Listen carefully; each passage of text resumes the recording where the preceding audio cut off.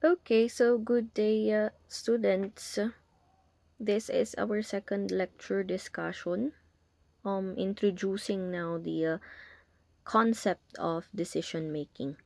Okay, so what is decision making ba? 'Di ba? Actually, you are doing this in your everyday life, no? And it is an essential skill in both the personal and our professional life. And sabi ko nga, every day we make decisions. Okay, some are small, okay, and other significant and impactful decisions in our life, 'di ba? You as a student, you are always making decisions in your life, and it plays a important role for you to ensure success or for your future, right? Okay. So now, what is decision making ba? No, decision making is actually the process of using information to resolve a problem or for you to make choices. Okay? So nagde-decide ka, it's whether you are resolving a problem or you are making choices. Ayan. And it involves taking action based on your own judgment. Of course, to address, no? To address an maybe impending or imminent situation. Okay? So, if ever na meron mang hindi pagkakaunawaan, okay, there might be a conflict, 'di ba? You are making use of your judgment. And simply, decision making is the act of choosing between two or more courses of action. Dito na pumapasok yung dilemma. Okay? Kung merong dilemma, of course, there will be a very big decision making. O, for example, no, imagine, bukas na bukas, meron na tayong exam. Okay, papa-examin ko na kayo. But, before that, today, in-invite ka ng friends mo for a late night party. Okay, o 2x2 impilites dita. Okay, now you have to decide between going to the party and possibly losing sleep or staying home, mag-study ka or mag-rest ka. Okay, so your choice will impact your performance the next day. No, your choice will impact the result of your examination the next day. No, syempre kung hindi ka sasama sa friends mo, um iisipin mo na ma-outcast ka or mawawala ka sa ano na to? What do you call this na? Wait lang for a while. At nag-move ang ating okay. Baka iisipin mo na mayaw-awan ka. Okay? Pero, if you will stay and rest, of course, magsa-study ka, magre-review ka, tomorrow, may maisasagot ka sa examination ninyo. Right? Yan. Okay?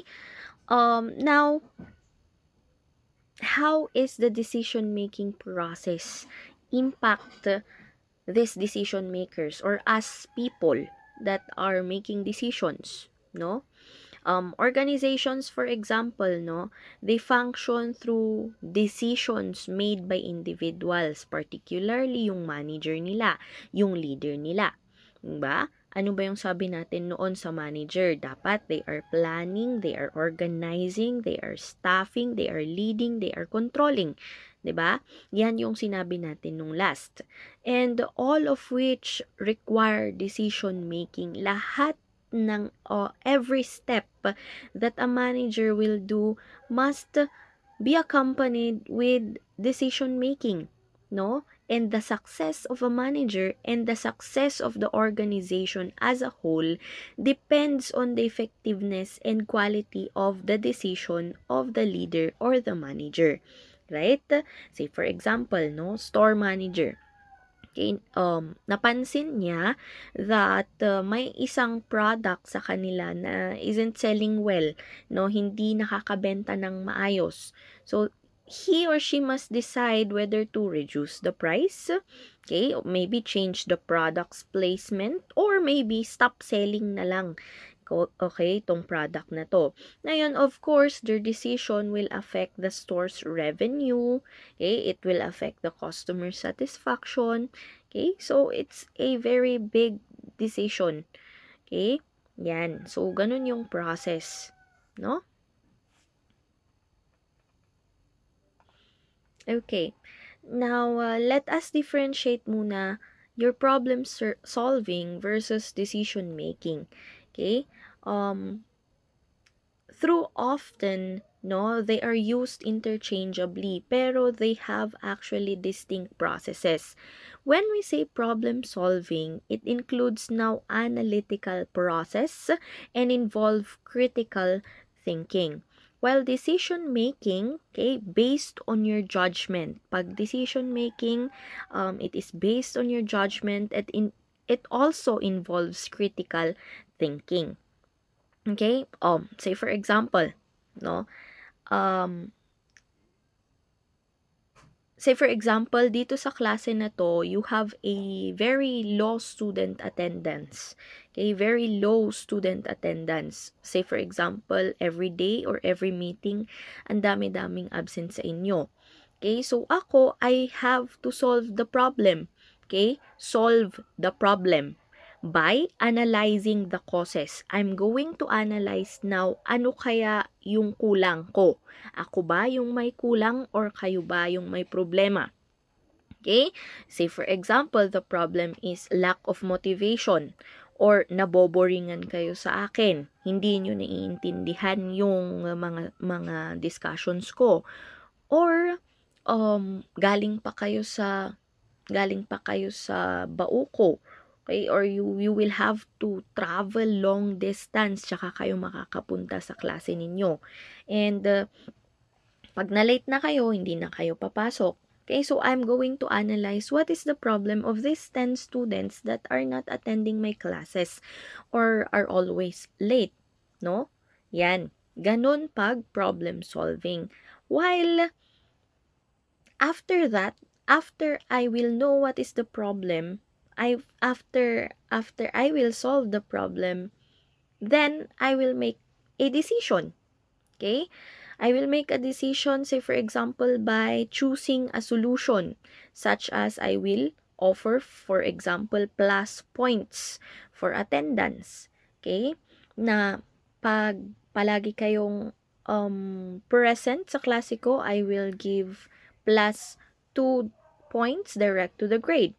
Okay, parang ganon. Okay, example na naman lang yun, ha. Yan. So, problem solving and decision making. The difference between the two is, when we say problem solving, there is analyzation. There is an analytical process for us to know what is the cause, what is the root of that problem. When we say decision making, I am now going to use my judgment or my own judgment to make a choice. Okay, to make a decision on what am I going to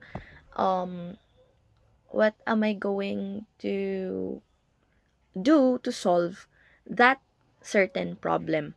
Okay? Yan. Now, we have the methods of making decision. Okay, so decision can be made through, first one, intuition, reason, process, and combination of the both. Okay, when we say intuition kasi, we are going to rely on our gut feeling. No, we are going to rely on our, say for example, personal experiences, yung nararamdaman nyo. No? Magaling dito yung mga babae, 'di ba? Kasi pag malakas yung gut feeling mo, malakas yung intuition mo, sasabihin mo na parang totoo ito. Okay? 'Di ba? That's what we call your women intuition, right? Yan. What else? Or next one, sorry, reasoned process. Okay, when we say reasoned process naman, it is based on facts. Okay, it is based on logic. It is based on figures. Kitang-kita mo na physically. Okay, and of course, the combination of both. No, when we say combination of both, you're going now to balance your instinct Okay, you are going now to balance your gut feeling with, of course, still analysis, okay, or evidences that will prove your intuition or your instinct. Ayan. Okay, so those are the methods of making decision. First one is intuition, and second is reasoned process. Okay? Before that, I will give an example for this one. Okay, say for example, a basketball coach, no? He is now in the middle of decision kung sino yung player that would take the final shot in a close game, no? Very close game. So, he might use his intuition based on players' confidence or based on reasoned process, okay, based on statistics or okay, so first one is intuition, no? Okay, so I am the coach and I'm going to choose kung sino yung magpa-final shot. Okay, kasi feeling ko yung confidence ng batang to, yung confidence ng basketball player na to, kayang-kaya niya to. Or based on reason process wherein the last game and the past 2 games siya yung nag-final shot. Okay? Baka ngayon, okay, according to statistics, according to logic, baka naman ngayon yung final shot niya shoot pa rin. Okay? Or the combination of both, no? Pwedeng gamitin mo yung intuition, pwedeng gamitin mo yung reason process. Yan. Okay? Next one is the steps in the decision-making process. Of course, no? Unang-una sa lahat, pati nung solving problem natin noong meron pa tayong mathematics when we were in elementary school and in our high school, 'di ba? Ang unang-una sa lahat na gagawin is of course to define the problem. Okay, so accurately you identify the problem so that you are now going to ensure a strong foundation para sa decision making na gagawin mo. No? Kasi if you are now going to misidentify the issue, it can lead you to poor decisions.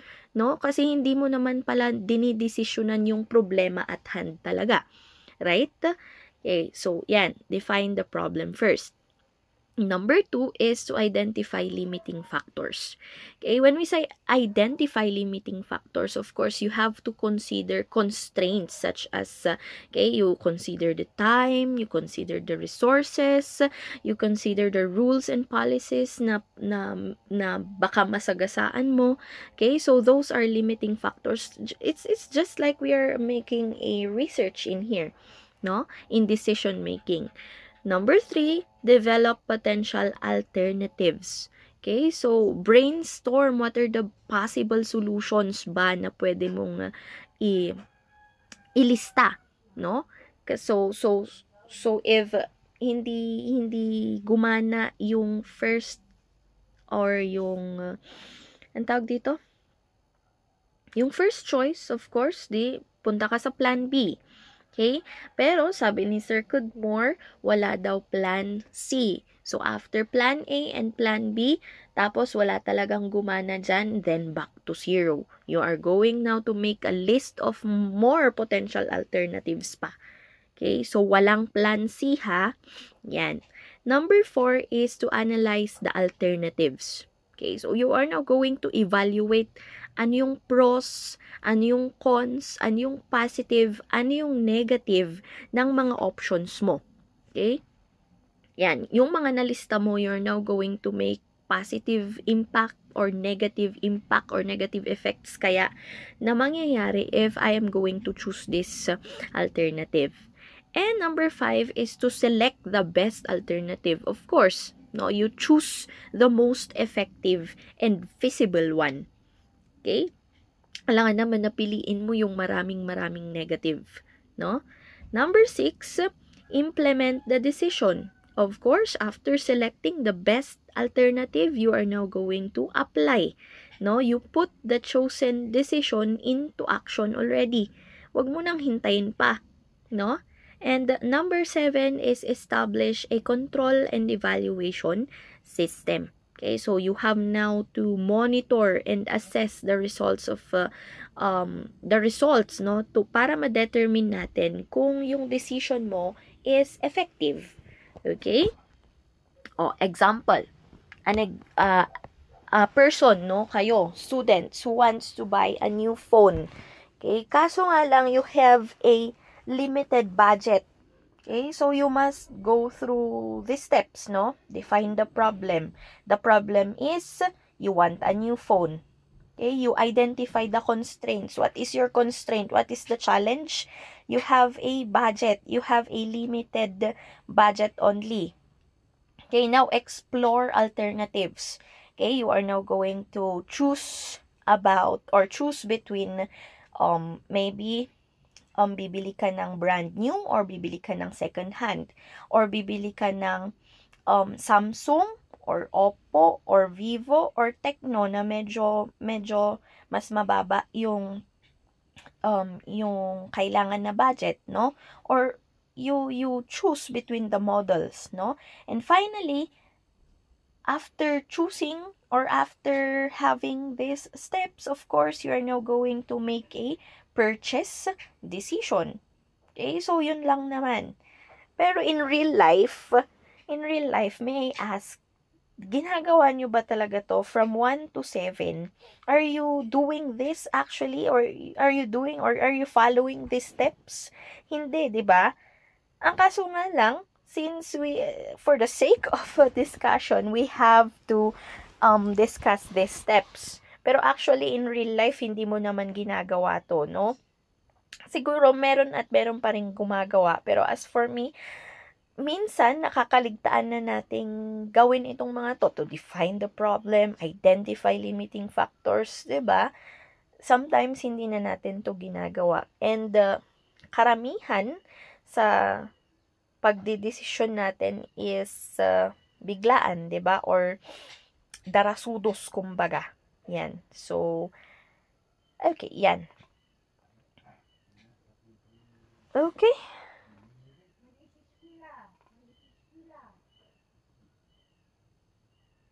Yan. Define the problem. The decision-making process begins when a manager identifies the real problem. Ayan. So, you take a screenshot of this one and then just read it. Kasi na-discuss na natin. Okay, even this one, I already have discussed this one. One of the best methods for developing alternative is through brainstorming. So, sabi nga natin, you have to brainstorm.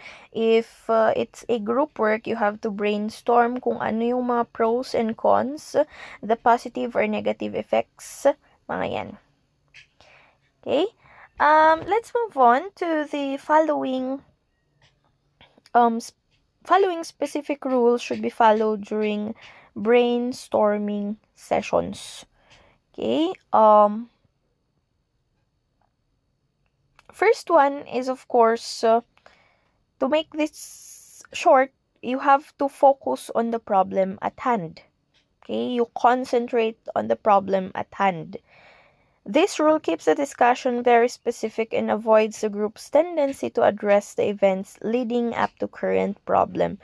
Okay, hindi naman pwedeng pagsasabayin mo lahat ng problema and then pagsasabayin mo ding gumawa ng decision for them.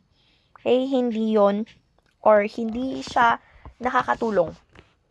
Okay, next one is to encourage all ideas. No matter how unconventional this idea, you have to still entertain kasi baka naman may point yung kasama mo. Okay? The more ideas that come up, the better. Okay? So, in other words, there are no bad ideas. And, of course, avoid evaluating or criticizing ideas immediately. Okay? Say, for example, nagsalita yung medyo hindi naman palaging nagsasalita na classmate mo. Okay? So, since hindi naman talaga siya nagsasalita, sabihin mo na, niya kumatiam muna dayta. Kunamanin ijay, di ba? Pay tataka lang agsaw, mga ganyan, no? And last is to postpone judgment until all ideas have been presented. Ito kasi yung ginagawa natin, masyado tayong judgmental, no? Now we have to refrain from allowing members to evaluate others' ideas on the spot. Okay, all judgments should be deferred until all thoughts are presented. And group concurs on the best ideas. Okay? Yan.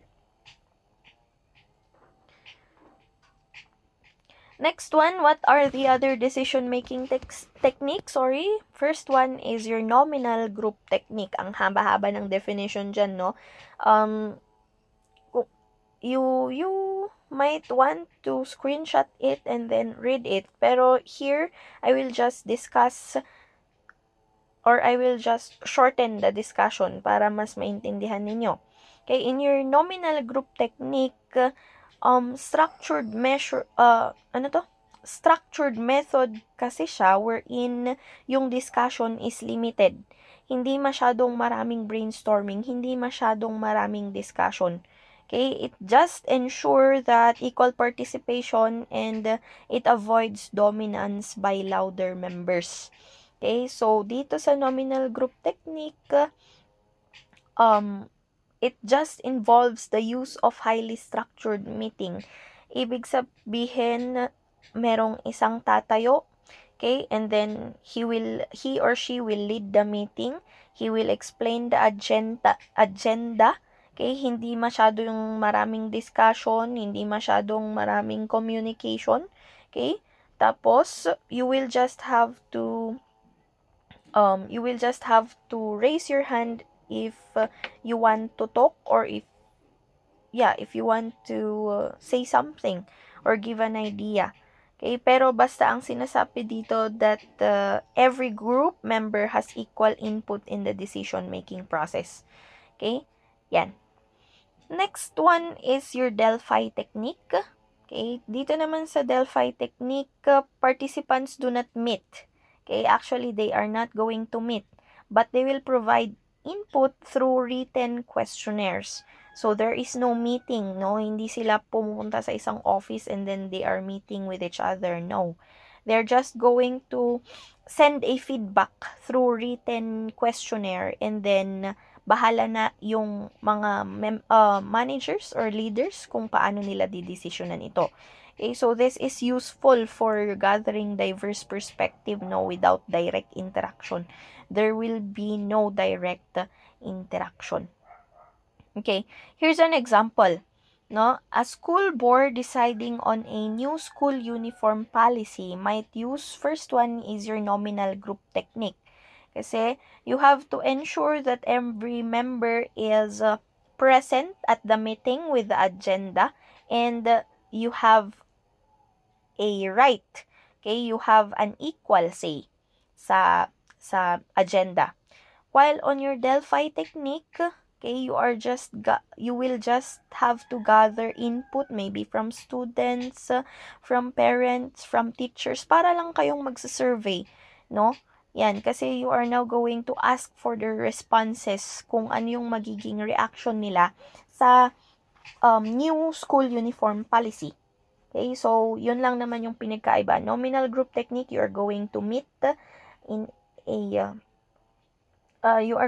professionally. And while Delphi technique naman, you are just going to send your feedback or it's just like a survey, no? Yan. Kung nasa classroom sana tayo, we have your recitation. Okay, so what do you prefer more? Doing a job individually or in a group? Okay, so I want you to send your or answer this question on a 1/4 sheet of paper na lang, and then you will have to pass it again on our next meeting or yung time na magmi-meet tayo. Okay, so again, lahat kayo, 1/4 sheet of paper, you have to answer this one. What do you prefer more, doing a job individually or in a group? So, hindi na natin nagamit yung Google Classroom, no? Okay lang yan. Okay lang yan. Next one. Okay. Now, these are the advantage and disadvantages on making a decision making through a group or individually. Okay? Yan. Advantages pag nag-group or you're making a decision by group. Okay? First one there is broader. Mas broader yung perspective. Kasi of course pag tatanungin mo yung ideas nila, they have a different viewpoints, no? It will bring creativity, innovative solutions kasi galing sa maraming brains, galing sa maraming ulo yung mga ideas. Okay, number 2, there is a higher satisfaction, no? O, say for example, in a management, of course, employees or yung mga team members, mafe-feel nila that they are valued and they are more likely to support the decision kasi tinanong sila kung ano yung ideas nila. Okay, it's a group decision making. And number 3 is reduced uncertainty. Okay, when we say reduced uncertainty, of course, yung discussion, it will help to clarify the doubts and refine the ideas. No? So, ibig sabihin, merong question and answer dyan. And then, they are now given the opportunity to be heard. Okay? Yan. So, example, no? Kayong mga students, o a group of students, you're working on a science project na lang. Okay? Tapos, yung isa nag-suggest na you are now going to make solar power, for example. Yung isa nag-suggest na wind energy na lang yung gamitan natin. Okay? So, through discussion, they will realize, okay, what if we are now going to make use of the combination of your ideas na lang? Okay? Para in the end, we will create a stronger project. Diba? So, yan. That is an advantage. Ang kaso nga lang, of course, there is a disadvantage naman. Number 1 is, sabi nila, time-consuming daw. Kasi, of course, you have to meet pa lang with your groups. You have to reach a consensus and it will take longer than individual decision-making. No? Of course, kung group work or teamwork talaga yan, you have to meet, you have to ask for their ideas. Pero kung mag-isa mo lang or individual lang yan, bahala ka na magdesisyon para sa sarili mo. Okay? Number 2 is to compromise over optimal solution. Okay? You are now going to compromise over optimal solution. Ibig sabihin, sometimes kasi, no, the best solution is not being chosen because of different opinions of the members. Okay? O, dati aga-apa di tahaan, may mete idea, kaan nga rod, may mete idea, mga ganon. 'Di ba? So, sometimes, nako-compromise na or hindi na natin napipili or hindi na natin na-choose yung best na solution for the problem. Okay? And last is the implementation challenges. Okay? Kasi kung maraming tao yung involved, of course, it will be very hard to execute the decision because it will become very confusing. No, say for example, sa others hindi nila naiintindihan. Hindi na explain sa kanila ng tama. Okay? So, yon, those are the advantage and disadvantages. O, example ng disadvantage, o, basketball team again. No?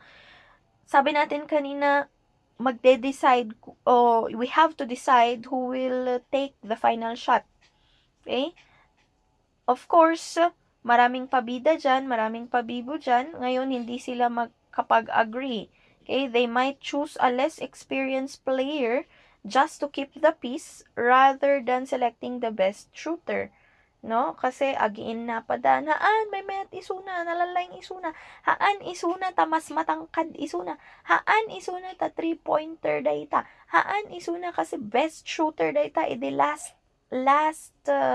na liga, mga ganon, no? So, ang dami-dami ng opinions, kaya hindi na kayo nagkakaintindihan, kaya yung decision ninyo hindi na rin maganda in the end. Okay? So, yan.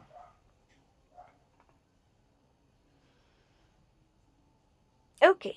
So, groups may have difficulty performing tasks because the group rather than a single individual makes the decision, resulting in confusing when it comes time to implement and evaluate the decision.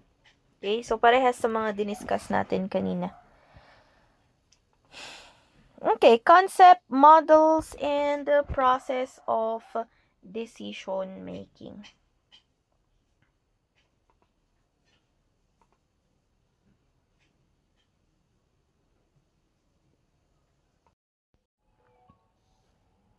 Okay, so next one is on the individual decision-making techniques.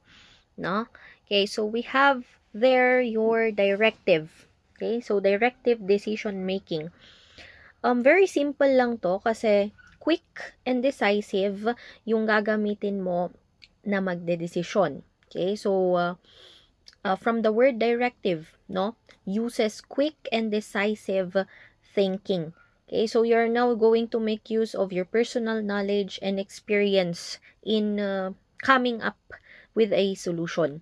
Okay, so this is characterized by low tolerance for unclear or ambiguous ideas, and it is focused on the task and will use own knowledge and judgment to come to a conclusion with selective input from other individuals. So, for example, yung coach, magsasubstitute siya ng player instantly based on their performance without consulting the others. Okay? Gaya ng, say for example, noong Karasuk, no? Kung sino yung nanood ng basketball, no? Diba? The coaches are deciding kung sino yung papaupuin nila and kung sino yung papapasukin nila sa court. Okay? So, that is directive decision making. Next one is analytical decision making. Okay, so analyzation pa rin. It carefully analyzes data before making a decision. Say, for example, you students that are making researches, diba? Say, for example, before you commit or before you make a title, before you choose a title for your researches, 'di ba, ang ginagawa nyo is ipinapa-check nyo muna or tinatanong nyo muna sa advisors ninyo or sa teacher ninyo kung good ba yung title ninyo. Okay, so it is a careful analyzation, okay, sa data before making a decision. So, analytical decision making. Okay? Next one, conceptual decision making. Of course, it focuses on long-term goals and creative solutions. Kaya nga, sabi dyan sa definition, it is a big picture type of thinking which is willing to take risks. Okay, so it looks forward to what could happen if the decision is made. The conclusion comes from visualizing the different opportunities and outcomes for the future, and this is most advantageous in making long-term decisions. Okay? So, ayan. Say, for example, yung business owner, di ba? Magte-take risk siya, mag-i-invest siya sa isang business and it will be for long term. Kasi hindi naman pwedeng ngayon, iba yung business mo, tomorrow, iba na naman, and tomorrow, kinabukasan, iba na naman. Okay? So, you invest in an innovative but risky product that you would think that it would change the market. No? Yan. So, hindi naman, yan. Okay? So, sabi ko kanina, hindi naman pwedeng papalit-palit ka ng products. Okay? So, yan. Conceptual. And last one is behavioral decision making. Okay? In behavioral decision making naman, you are now going to prioritize your relationship and emotion. Okay? So, it more focuses on relationship more than the task. no? So it evaluate the feelings of others as part of their decision making process, and the decision are often based on how the choice will impact the relationship. Say for example, balik tayo sa leadership or balik tayo sa managerial. Okay, so you give an employee a second chance, say for example, after niyang makagawa ng mistake, because you value their or the manager value their hard work. Okay? So, yan. Behavioral decision making. So, yan yung apat. Again, we have your directive. Okay? It's a very quick and decisive decision making. Analytical, pag-iisipan mo muna, i-analyze mo muna carefully lahat ng mga bagay that is related to your problem. Conceptual naman, this is for long-term goals. Okay, this is for long-term goals. This is for the future. So, hindi pwedeng basta-basta lang yung pag-create or pag-make ng decision. And behavioral naman, it prioritizes more your relationship and emotions than the tasks. Okay? Yan. Okay, so next is on group decision-making techniques. Let's just make it short and simple for you to understand. Okay? So, in your brainstorming, very simple lang siya kasi it's a free-flowing discussion, no? Ibig sabihin, everyone will share their ideas, tapos all suggestions will be or must be considered before we choose the best one. Okay? So, for example, sa class ninyo, okay, lahat kayo magbibigay ng ideas, magbibigay ng opinion. You will throw all the ideas and opinions that you are thinking. And then, basta ang goal natin is to generate as many ideas as possible before mag-pick ng best one, before we choose the best one. So, that is just brainstorming. Okay, number 2 is Delphi method. It is a process naman where all ideas are collected pa rin, pero your leader will be summarizing it. Ibig sabihin, the leader will break it down into smaller list of possible approaches. And then, pagkatapos ng summarization, he will then present a refined list back to the group para pagdidiskussan ninyo ulit. Okay, so for further discussion until makakuha kayo or until a final decision is made. So that is just your Delphi method. Next one is weighted scoring. Okay, so it's a simple method where each idea is scored based on risks and benefits, helping the group to choose the best option logically. Okay, say for example, apple, grapes, and orange. You are now going to score them. The best is 5. Okay, 3, and then yung least or poor is number 1. Say for example, yung grupo ninyo, pumili kayo, napili ninyo yung apple, lahat kayo, or pinakamarami sa inyo is pinili yung apple na mas maraming benefit kaysa sa orange or kaysa sa grapes. Yun yung napili ninyo or yun yung napili ng majority, ibig sabihin, yun yung best choice ng karamihan. Okay, parang majority wins lang. Yan yung weighted scoring. You're going to score them from 5, 3, and 1. Okay? Next one is nominal group technique. What is this naman? It's a process wherein members still will have a brainstorming. Hindi mawawala ang brainstorming, ang kaso nga lang merong voting system. Okay, you will vote on them and explain bakit yan yung na-vote mo. I voted for orange because, I voted for apple because, and I voted for grape because. You have to explain bakit yan yung choice mo to ensure that you have the best decision that was made. Okay? Yan yung nominal group technique naman. Next one is possible ranking. Okay? Sa possibility ranking naman is a ranking system where individuals will list their preferred choices and most popular option is selected. Okay? Sa weighted average, merong scoring, no? Merong 5, 4, 3, 2, 1. dito sa possibility ranking, you will going to list from 1 to 5. Say for example, your best choice for course na kukunin sa college is first, criminology, okay, second, accountancy, and so on and so forth hanggang sa pinaka-list. Okay? You are now going to list down. And then, kung sino yung pinakamaraming number 1 pa rin, sino yung pinakamaraming sinulat na criminology sa number 1, yun yung best choice. Okay? Or kung ano yung pinaka-most popular, kung ano yung pinaka number 1 na nakasulat, yun yung magiging choice ninyo. Okay? Example lang yung course ha. Example lang yung course na yun. Okay? Ayan. So, that is possibility ranking. From 1 to 5 naman siya. Okay? Next is the step ladder technique. Okay, each person shares their opinion individually before being influenced by others, ensuring independent thinking. Parang parehas lang sila ng Delphi method. Ang kaso nga lang sa Delphi method, diba, there is a leader, he will break it down, he will summarize, and then he will present. Okay? Dito sa step ladder technique naman, you are just going to share your opinion individually para ma-ensure natin na lahat kayo tumutulong, lahat kayo nag-iisip, lahat kayo merong opinion. Okay, that is your step ladder technique.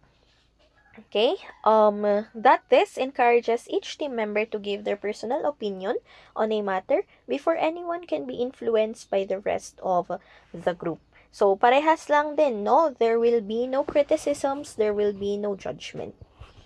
Okay. Next one is pros and cons list.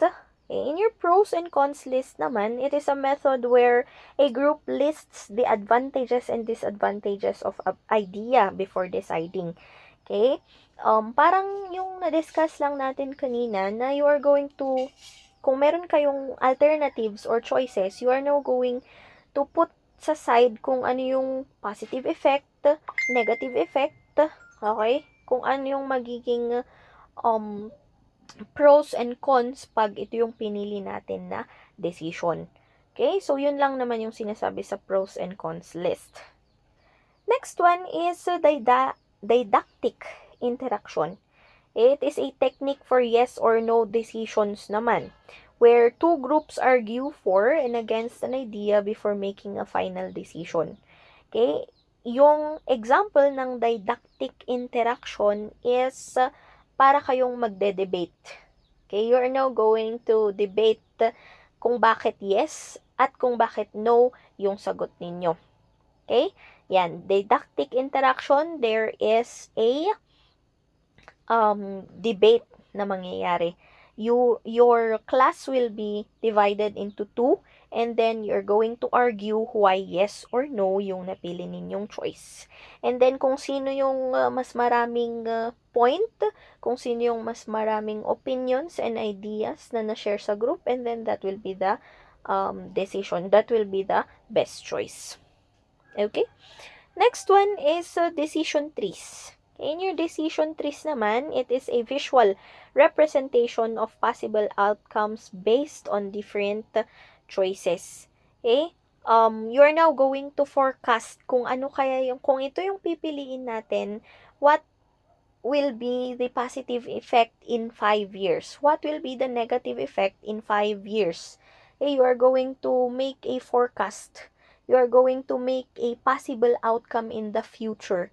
Kung ano yung magiging, this is based still on your different choices.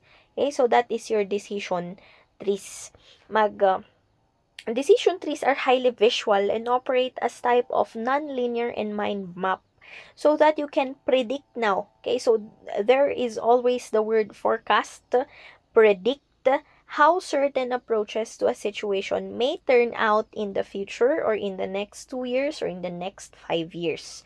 Okay, decision trees. A consensus mapping naman is a method where small groups generate ideas, then merge them into a final decision. Okay, very what do you call this? Very simple lang ito, and nagawa na natin to dati. Okay, there is a certain activity noon na pinagawa ko sa inyo wherein you are going to be divided into 4 groups, or basta you were divided into groups, and then you're going to make an idea, you're going to make your or share your opinions with each other, and then choose the best answer or choose the best choice. And then after which, yung mga subgroups na yan, you will be merged into one class. Okay? So, buong klase na kayo mag-uusap-usap, and then you are now going to share your 4 best choices, no? 4 best choices, and we are now going to discuss, including me, and then as a whole, as a group, we are going to make the decision or choose the best decision out of those opinions or ideas na nakuha ninyo nung nag-groupings kayo. Okay, so that is consensus mapping. Very simple lang naman. Yan. So those are the group decision making techniques: brainstorming, Delphi method, weighted scoring, nominal group technique, possible ranking, step ladder technique, pros and cons list, and didactic interaction, decision trees, and consensus mapping. Okay? So, ayan.